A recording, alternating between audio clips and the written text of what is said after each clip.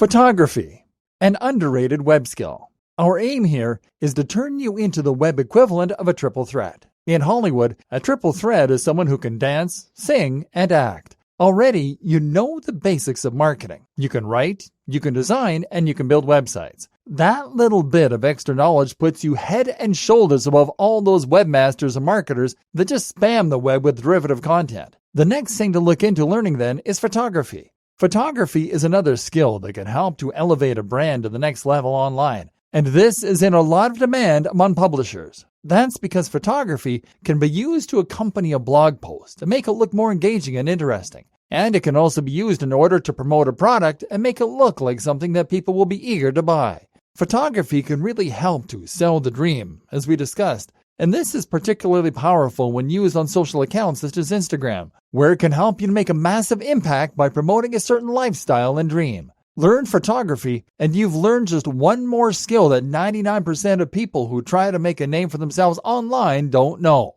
And that makes you even more employable and gives you even more of an edge over the competition. The laws of great photography. So what does it take to make incredible photographs? First of all, having a great camera can of course make a big difference. While you shouldn't make the mistake of believing that your success entirely comes down to having the right camera, this will indeed make a big difference. You don't need to spend a fortune. A good place to start is by getting a mirrorless camera that will give you manual controls regarding focus, aperture, etc. The Lumix G7 is a fantastic starting camera, and especially if you combine it with an extra lens such as the f1.7 25mm. This won't set you back more than a few $100s, but the results will be photos that look like they were taken by a professional photographer and video that has an almost movie-like quality. That said, if you were forced to make do with a camera phone, it's still possible to take great photos. Just spend some time thinking about each shot rather than simply pointing your camera directly at whatever is the subject matter and having it the center of the frame.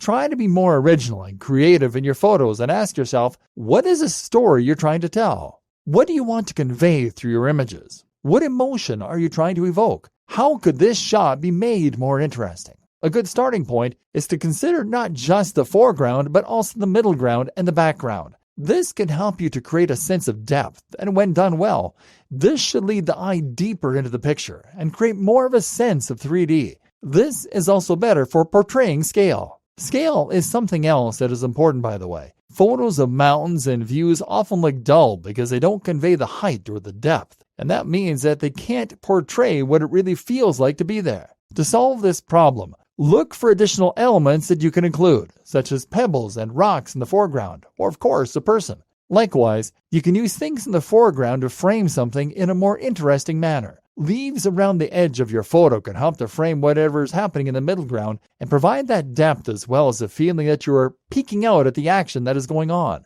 In these situations, think about the focus too. Do you want to open up the aperture and focus on the foreground? That way you can blur out the background and really make the subject the focus. Or do you want to focus on the background more and blur out the foreground, thereby making sure that the foreground, while decorative, isn't distracting? Or perhaps the foreground and the background are thematically linked. That might mean a pair of shoes thrown off on the floor while someone runs off into the sea in the background. This works well because it tells a story rather than simply showing a static and dull image.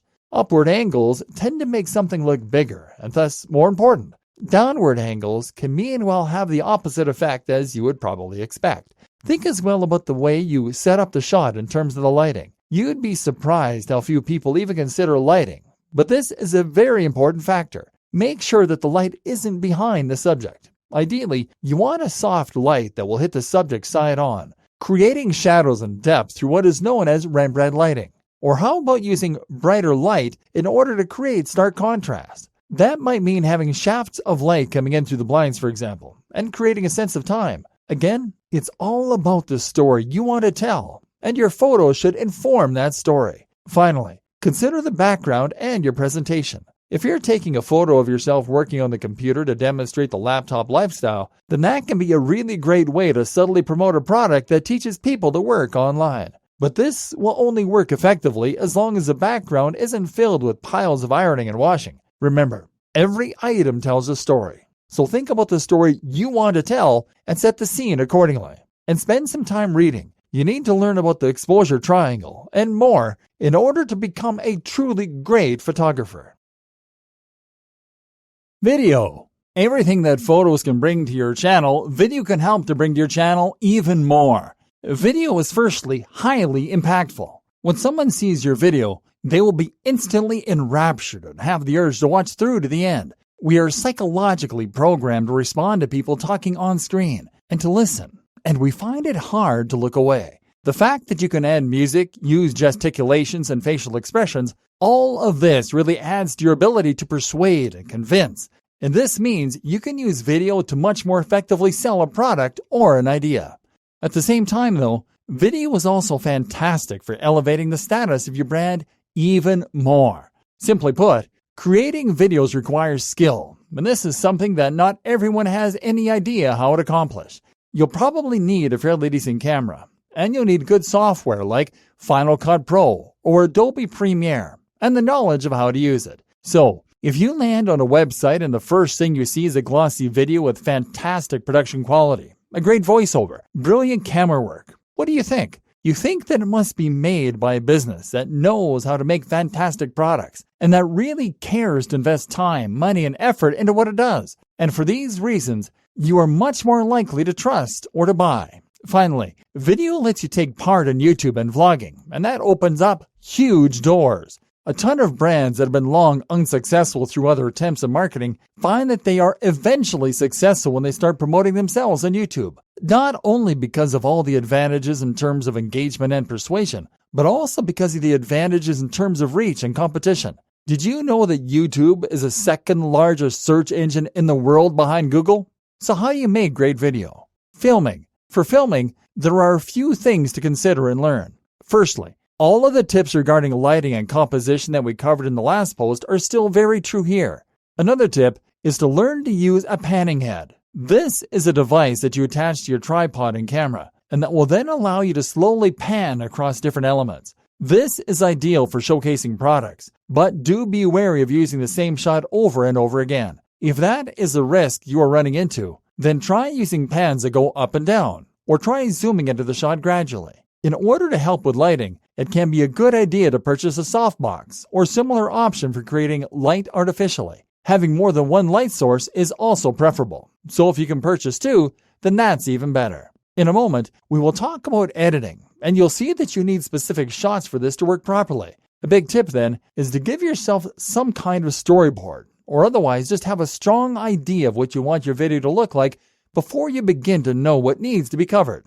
Collect B-roll if appropriate. This is footage that you can play while you talk about other things. It should be relevant and it should fit for a range of different sections. This will not only help to keep your video dynamic and moving, but it will also be incredibly useful when you need to cover up mistakes. Don't forget the importance of sound. Don't rely on the mic built into your camera, or this will severely undermine the professionalism of the rest of the product. To get around this problem cheaply, just buy yourself a cheap lapel mic and plug it into your smartphone. You can then set that to record and tuck it away in your pocket while you deliver the audio. Finally, set up the grid on your camera if possible, and try to make sure that when you talk on camera, your head and your eyes are in the top third of the screen. Editing. Here is where the real magic happens. The first job in editing is to make sure that everything runs together smoothly, and that you've taken all your footage and removed the stutters and starts. It should all run smoothly. If you want to hide your mistakes and make your content flow like one long video, then you can use B-roll over the portions you've had to cut. Otherwise, you will jump from one position to another quickly. This can also be done to dramatic effect though, and is called a jump cut. You can use this for humor or for intentional brevity and punchiness. Put more in, and that way it will look intentional, and you can get away with more. Otherwise, you can also try setting up more than one angle on the same shot, and cutting between these as you talk to hide cuts and edits. But when cutting between shots of any nature, remember again the storytelling aspect. Your aim is to avoid jarring the user by jumping randomly from one shot to another. When cutting within the same scene, a technique often used is to cut on action. That means you cut during a movement, and you continue the same movement in the next shot. This disguises the edit and makes the footage flow more easily. You can likewise try to link shots based on the subject matter, or you can link shots based on where the user is looking. Use these strategies and look into others, like L cuts, to take your video game up a level. Then make sure to add a little background music. You can outsource this on a site like Fiverr and add your logo. Add some bottom thirds and a good opener, and you'll have something that looks immensely professional and can really build trust and authority. A quick tip for those that are trying to build momentum on their own YouTube channel is to not make your videos too long. This whole process can take a lot of time, and if you want to make consistent uploads, then you shouldn't make your workload any bigger than it has to be. Developing your skills further.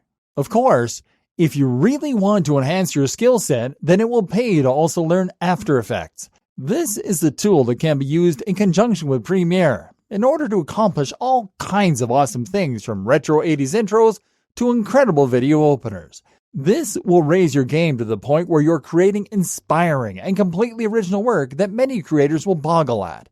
And this just goes to show that the more skills you choose to add to your repertoire, the more you will grow and the more opportunities will come your way. So what else can you learn? Well, I would highly recommend that you learn to program. Learn to program, and you can rest assured that you will never be without work. Learning to program gives you the ability to build apps and to create far more complex websites. More than that, though, it gives you an area of expertise that is in very high demand and that a lot of people know nothing about. I was recently approached by a company to write content at $2 per word, and the project was several thousand words long. That's right, they were offering thousands of dollars for a couple of articles. This is a difference that comes from knowing any subject matter well. And there's so many jobs for coders on the web that it's unreal. If you learn Java or Python, then people will come hammering on your door. And even if you don't choose to take them up on their offer, creating an app and selling it on mobile is a fantastic form of a digital product. This goes for whatever your area of expertise is. Develop it and turn it into something that you're really a top-level expert in. Want to run a fitness website? Then go and get that personal training degree. It's expensive, but the qualification will make a huge difference to who listens to you and who hires you. Likewise, pretty much any skill you have can be incredibly useful online. Not so hot at writing or design, but great at music? For instance, there is a huge demand for music that people can put on their YouTube videos, or they can use to market in other ways. This is a gig you can sell very effectively on Fiverr. That can also be the nature of your content. Want to be a famous rock star? Then set up a website and a vlog. Put out your music and get noticed, and eventually you might get contacted. And while you're at it, you could also turn that photography skill into something you sell. Stock imagery sells for a lot on the web. Other amazing skills to learn are 3D CAD design, manufacturing. The list goes on. So don't just write content and call yourself a marketer. Learn these skills and become absolutely unstoppable. Then the web is yours.